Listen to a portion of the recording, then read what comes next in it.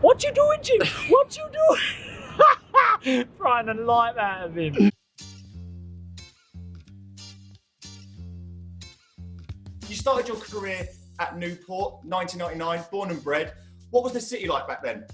Listen, it's a hard-working place, Newport, built around the docks, where it was a proper industry, which got the town going, and a close-knit community. The people from Newport, look, they're hard-working. They tell you as it is, and yeah, it's good to be brought up in a I'd say an honest place. You were a youth team player at Newport. Was it right? Did you used to stack shelves? Yeah, I used to work. Funny enough, my best friend was my manager. We nearly fell out a few times because I was useless. I was on the frozen food. I used to get in the wrong place. He used to go mad. So, he wasn't too happy. I've done my A-levels. I wanted to stay on in school. And then I was a postman. Did you always deliver? Well, depends who you ask. If you ask my boss, I'm sure he had a few complaints because I was always hopping gardens.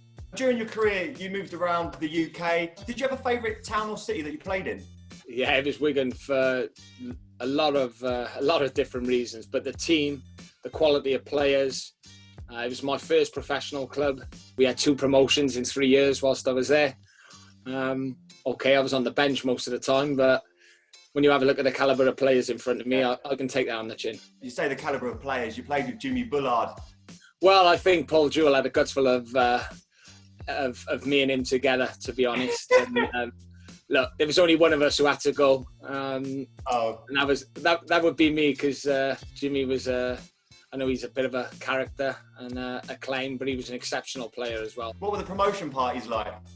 Interesting. Brilliant. The first were down in King Street in Wigan, boiling hot. Yeah, it's packed. Unbelievable. They almost give you hero status, don't they? And the fans, they joined in with us. Like I said, the group of players we had, there was nobody who would make anybody feel less important than themselves. We know the impact fans play on the game, and they were brilliant. The Wigan fans, whilst I was there, were amazing. Did you have many good socials with the players then? We had a very good group of players, and the majority of us would, I wouldn't say weekly. Paul Jewell probably might get to watch this, so he won't be happy. But listen, we had an unbelievable group who were fit. They worked hard. Paul would make us work hard. But yeah, we would go out. Let's say once or twice a month. What's the nightlife like in Wigan? I mean, I've never been. Well, there was a place called Pemps. I know Jimmy's mentioned this in one of his podcasts, but it was the most craziest thing I'd ever seen. Barbara sadly passed away. Used to sit outside in a Mitsubishi Shogun, and if she didn't like the look of you, she didn't care who you was.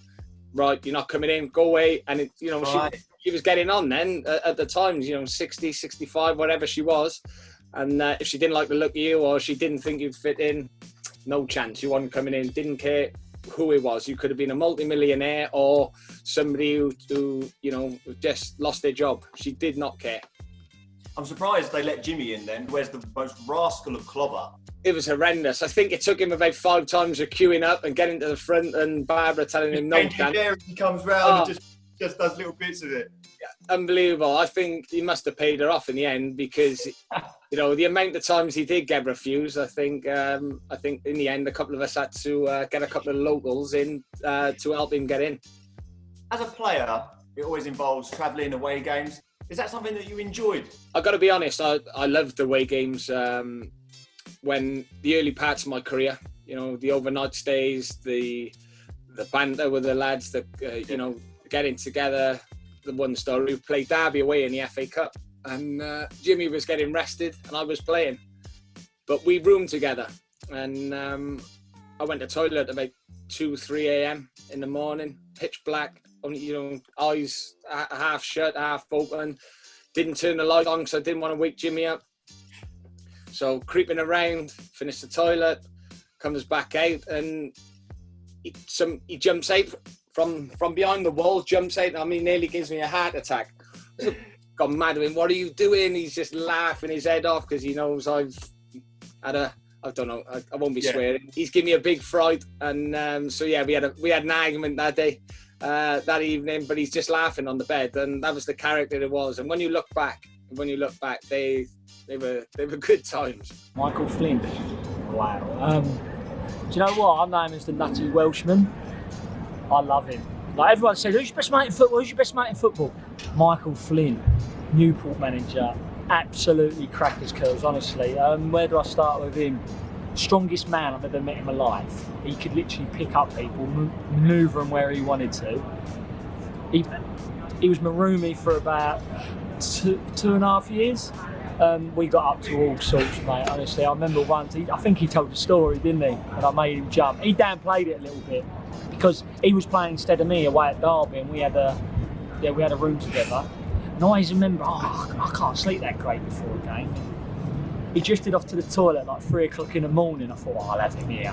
He's drifted off to the toilet. I've got out of bed, a big quilt over me, and as he's come around the corner, run up to him, rugby tackling him 3 o'clock in the morning. He's like, "What you doing, Jim? What you doing?" Trying the life out of him. We just used to get up to all sorts, but I absolutely loved the boy. Fast forward 20 years, you're the gaffer at Newport. How much has the city changed since 1999 when you first started your career? It has changed, obviously it's gone into a city, there's new developments, new housing, new businesses.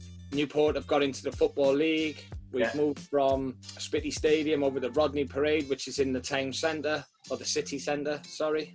And you can just feel that buzz a lot more around match days. It's still a good place, you still know everybody, and the majority of them are friendly, especially after we won. Has it still got that hard-working, honest mentality? Yeah, look, it has. I don't think it'll ever lose that because of the amount, how long it's been like that. It's just ingrained in us, and it's something that I never took for granted, especially when I got my move. I knew that I had to work hard every day because I was very fortunate and grateful of the opportunity that I've been given.